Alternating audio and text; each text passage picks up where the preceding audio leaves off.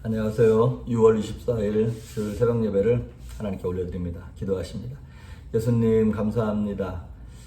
부족하고 연약한 인생, 메마른 인생 속에 폭포수와 같은 은혜를, 파도와 같은 은총을 베풀어 주셔서 우리를 살리시며 영광스럽게 인생을 살아가게 하시니 감사합니다.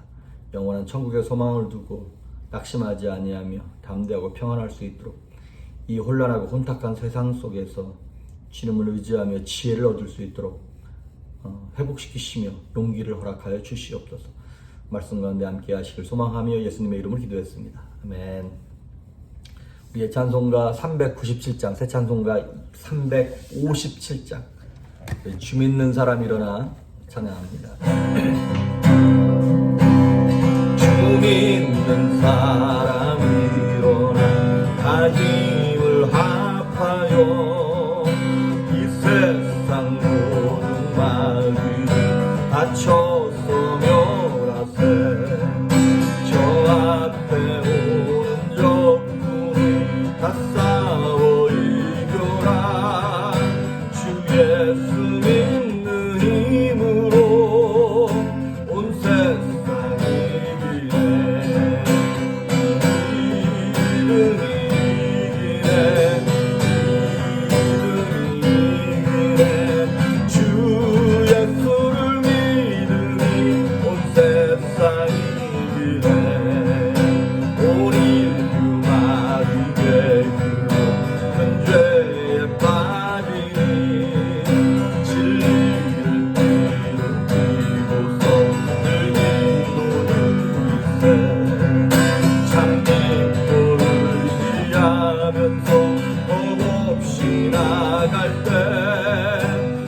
예수 믿는 힘으로 온 세상이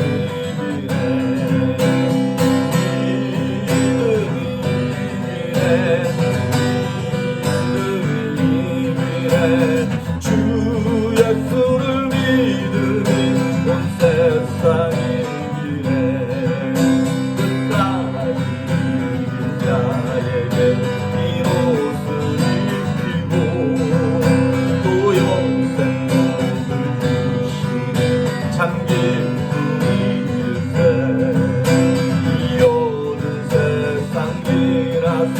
저 천성가도 주 예수 믿는 힘으로 온 세상이 이기네.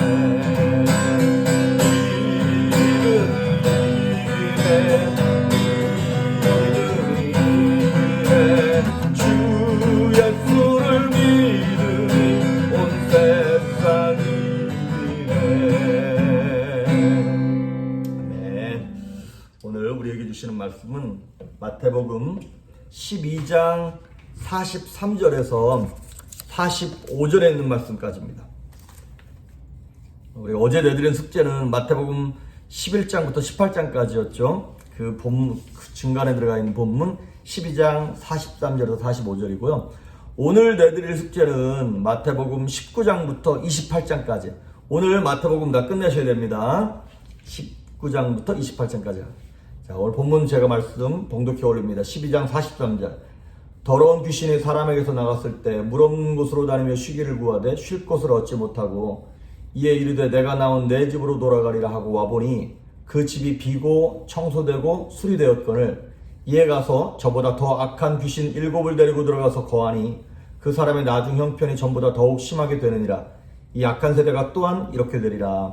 아멘. 43절에 보니까 귀신이 어떤 사람에게 들어갔다가 이제 나가는 거예요. 그런데 귀신에 대한 항상 그 얘기를 할 때마다 성경은 이렇게 얘기하고 있습니다. 뭐 무서운 귀신, 뭐 겁나는 귀신 이렇게 얘기하지 아니하고 더러운 귀신이라고 얘기합니다. 그렇습니다. 악한 영들은 더럽습니다. 왜냐하면 하나님, 우리 성도들이 거룩한 존재인데 그 하나님을 대적하고 성도를 대적하는 그 놈들은 더러운 존재라는 것이죠. 근데 그 귀신들이 더러운 귀신이 사람에게서 나갔다는 얘기는 사람에게 들어올 수 있다는 얘기인 거죠, 여러분. 사람에게서 나갔을 때 어떤 곳으로 돌아다니냐면 물 없는 곳으로. 그러니까 여러분, 물이 없는 곳이 어딥니까? 사막이죠. 광야죠. 그러니까 물이 없다는 얘기는 상징적으로 하나님의 은혜가 없는 사람, 하나님의 말씀이 없는 사람, 뭐 성령이 없는 사람, 이런 물은 이렇게 은혜를 상징해서 낮은 곳으로 들어가지 않습니까? 그런 것처럼 은혜 받지 못한 성도들을 향하여 이 귀신들은 거기를 찾아간다는 거예요.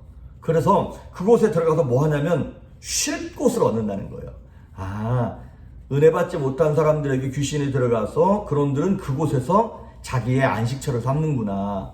그래서 가장 위험한 성도가 누구냐면 요 근래에 은혜 받지 못한 성도, 요 근래에 혹시 찬양이 됐든 말씀이 됐든 기도가 됐든 은혜를 받지 못하고 심령이 시험 들었거나 말씀들이 와서 도전하거나 눈물을 흘리거나 감동되거나 결단해 본 적이 없는 분들 계십니까? 귀신이 자기의 집으로 삼기에 좋은 아주 그런 사막 같은 집이다 이 말이죠. 조심해야 하는 것입니다. 그러면서 그놈들이 그런 사람을 찾아가서 이렇게 얘기해요. 내가 나온 내 집으로 돌아가겠다는 거예요. 우리 예수님을 나의 구주, 나의 하나님으로 모신 사람들은 예수님을 나의 주로 믿는 순간 성령이 들어오시죠. 그래서 성령이 나의 삶의 주인이 되시는 거거든요. 그래서 고린도전서 3장 16절에 나오는 말씀처럼 너희가 하나님의 성전인 것을 알지 못하느냐. 하나님의 성령이 우리 안에 거하신다는 거예요. 그래서 거룩한 영이신 성령이 거하시는 거룩한 성전, 집이라는 거예요. 하나님은 우리의 영과 혼과 육체와 마음을 성전, 거룩한 집으로 삼고 싶은데 귀신들은 진의 집이라는 거예요. 그러니까 우리의 인생이 귀신의 집이 될 것인가, 성령의 전이 될 것인가, 은혜에 달려 있습니다. 그리고 이 귀신들은 한번 쫓겨났으면 끝 아니야? 이렇게 생각하지만 아닙니다. 그놈들은 아주 집요합니다. 그래서 마귀가 우는 사자와 같이 삼킬 자를 두루 찾아다닌다 그랬잖아요. 그래서 도둑질하고 죽이고 멸망시키려고 하는 영혼들을 찾아다니는 것이에요. 그래서 우리는 원래 하나님의 딱 주인인데 우리가 그 하나님을 주인으로 인정하지 않는 거야. 처음에는 막 예수님이 나의 주인입니다. 하나님 나의 주인입니다. 그래놓고 실질적으로 삶을 살 때는 내가 주인이야. 하나님께 여쭙지 않아. 내 마음대로 살아. 육체가 원하는 대로, 정욕이 원하는 대로 살아. 그러니까 주인이 없는 것처럼 사는 거예요. 문제는 뭐냐면 주인이 없는 것처럼 살아갈 때 귀신들이 와가지고 지들이 주인이 된단 말이죠. 그러니까 불법으로 하나님의 집을 점거하는 거야. 우리가 하나님의 소유인데도 불구하고. 그래서 우리가 40다절에 보니까 이에 이르되 내가 나온 내 집으로 돌아가리라고 와보니 그 집이 비고 청소되고 수리되었거늘. 그렇습니다. 우리의 외모도 수리해야 되고 건강도 청소해야 되고 뭐 성공도 이렇게 완성해야 돼요. 하지만 외적인 것보다 더 중요한 것은 무엇이냐면 우리 안에 있는 탐욕, 정욕, 거짓, 음란 이런 것들을 청소해야 된다 이 말이죠. 영혼의 척추를 말씀으로 제대로 세워야 되는데 눈에 보이는 거 육체만 갖고 우리가 막 청소하려고 애를 쓴단 말이죠. 우리가 다이어트하고 몸 건강 챙기는 것만큼만 우리의 영혼을 신경 썼다면 우리의 영혼은 정말 거룩하고 깨끗할 텐데 우리의 건강을 위해서는 건강 보조식품도 그렇게 많이 챙겨 먹고 하루에 운동 1시간씩 꼭 하고 1파운드 2파운드만 더 쪄도 큰일 났다고 난리를 치면서 영혼이 죽어가고 영혼이 병들어가는 거는 요만큼도 신경 안 쓰는 미련함이 우리한테 있다는 것이죠. 그래서 귀신이 우리에게 역사할 때 귀신 때려잡는 거 중요합니다. 집에 쥐새끼가 들어오면 쥐새끼 뒀다하는 거 필요합니다. 그런데 쥐새끼가 왜 들어왔는지 먹다 남은 음식물 쓰레기들이 있으니까 쥐새끼도 들어오는 거잖아요. 그러니까 쥐새끼도 잡고 귀신도 때려잡고 그 다음에 쥐새끼를 불러들였던 내 안에 있는 정욕과 죄악과 악한 것들을 회개하고 정리하고 하는 그 작업이 필요하다라고 하는 것이죠. 그런데 문제는 이제 그 다음이 있습니다. 회개했어요. 회개하고 난 다음에도 하나님의 말씀으로 채워야 합니다. 은혜로 채워야 합니다. 성령께서 주인 되셔야 합니다. 여러분, 주인 없는 집이 정의가 무너지고 질서가 무너지는 거 당연한 건 아닙니까? 우리가 어디 한국에 간다고 한 달 동안만 집 비워놔 보십시오. 집에 아무도 안 들어와도 먼지가 이만큼 쌓입니다. 우리 한국 옛말에 그런 말들이 있어요.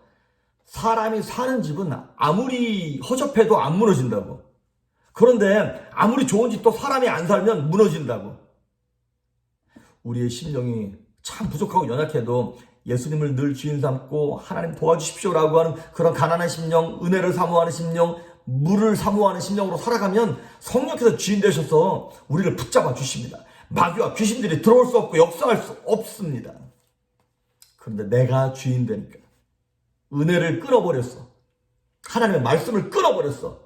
그럼 귀신들이 어떻게 되는 거냐? 들어오기 시작합니다. 그럼 우리의 인생이 되게 공허해요. 주님이 주인 되셔서 말씀이 주인 되셔서 내 인생을 장악해야 되는데 내가 청소는 해놨어.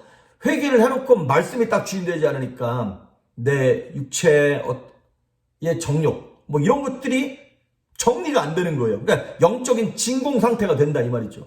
영적인 진공 상태가 뭐냐면 내가 누구지? 이런 거예요. 내가 왜 살지? 사는 게 즐겁지 않은 분들 계시죠. 물론 사는 게 고달픕니다. 그런데 하나님께서 주시는 즐거움이 있고 평강이 있습니다. 그러니까 존재의 무의미, 왜 살아야 되는지를 모르는 거예요. 그러다 보니까 본능적인 충동에 의하여 이끌려 살아가는 동물 같은 인생을 살아가는 것이죠. 그런데 이 마귀와 귀신이 내게서 나갔다가 들어갈 데가 없으니까 다시 우리한테 돌아와. 돌아올 때는 혼자 안 들어오고 자기보다 더 악한 귀신 7을 데리고 돌아온다는 거예요. 거기 7이라고 하는 것은 완전 숫자를 의미하는 것이죠. 옛날보다 더 악한 모습으로 나를 망가뜨려 버리는 것이죠. 여러분, 은혜로 못 채우면 내가 예수 믿기 전보다 더 악화됩니다. 은혜로 못 채우면. 그러니까 예수 믿다가 중간에 시험 들고 타락한 사람들이 더 힘든 거 아시죠? 은혜 받기 더 힘듭니다. 아예 그냥 불신자들보다. 느헤미야하고 에스라가 이스라엘 백성들의 무너진 성벽을 다시 세우고 종교개혁을 했습니다. 그리고 막 온 백성들이 이제 주를 위해 난리를 쳤어요. 근데 느헤미야가 잠깐 동안만 한 1, 2년 동안 페르시아에 갔다가 돌아와서 보니까 다시 이방인과 결혼하고 쫓아냈던 도비아, 산발라 악한 놈들이 성전 안에 딱 들어와서 버젓이 거기다 사무실 차리고 있는 거예요. 그러니까 우리 인생이 한순간도 은혜로 채우지 않고 말씀으로 채우지 않으면 귀신 밥 되는 겁니다. 제가 이게 참 얼마 한 3주 전인가 잇몸에 염증이 생겨가지고 이제 항생제도 먹고 진통제도 먹었어요. 에드빌을 첫날 이제 한 번 먹을 때 2개씩 먹었는데 효과가 너무너무 좋은 거예요. 근데 한 4일, 5일째 먹을 때는요 2알을 먹었는데 안 듣는 거예요. 4알을 먹으니까 되더라고요. 점점점 이제 이게 강도를 더 세게 하지 않으면 안 되는 거예요. 우리의 삶 속에 옛날에 은혜를 받을 때는 그냥 본당에 가서 성전에 가서 눈만 감아도 은혜가 됐고 찬양을 듣기만 해도 은혜가 됐어요. 그런데 은혜를 망각하고 넘어지고 시험 들고 다시 막 하나님께 몸부림쳐서 은혜 받을 때는요 옛날에 그 강도를 가지고서는 안 되는 거예요. 더 센 강도, 더 강한 말씀, 더 오랜 시간 기도를 하면서 막 몸부림치면서 내 마음을 쥐어뜯어야 이제 은혜가 되기 시작하는 거예요. 그러니까 내 안에 내성이 생겨버린 것이지. 그래서 이 형편이 이 전보다 더 악해지는 것이죠. 그래서 45절에 이런 말을 해요. 중간에 보니까 그 사람의 나중 형편이 전보다 더욱 심하게 되느니라. 이 악한 세대가 또한 이렇게 되리라. 이 악한 세대가 뭐냐면 사실은 마태복음 12장 앞부분에 나와 있는 38절부터 나와 있는 그 얘기예요. 이게 이제 그 컨텍스트를 쭉 보면 아는 건데 9절에 이런 말이 나와요. 38절에 그때 서기관과 바리새인 중 몇 사람이 말하되 선생님이요 우리에게 표적 보여주기를 원하나이다. 39절 예수께서 대답하여 이르시되 악하고 음란한 세대가 표적을 구하나 선지자 요나의 표적밖에 없다. 무슨 얘기냐면 이거는 1차적으로 유대인들에게 하신 말씀이에요.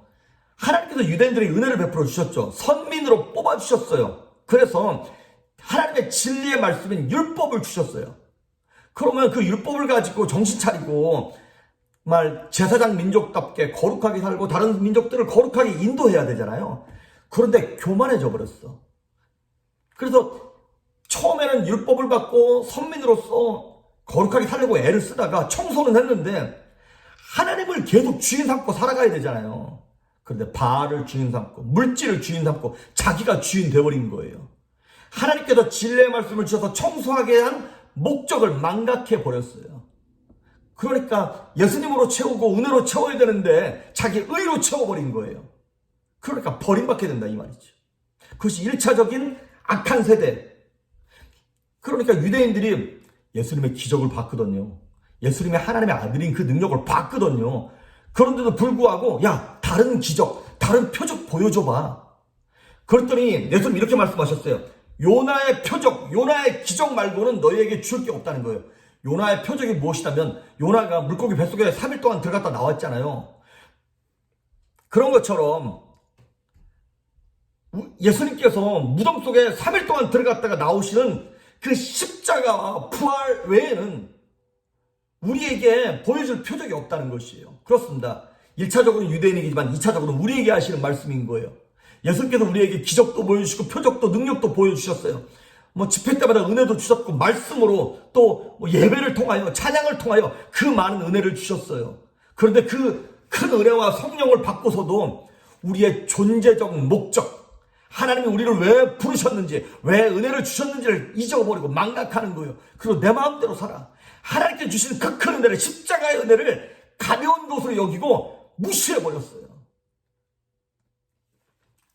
누가복음 17장에 보면 예수님께서 10명의 문둥병자를 고치십니다.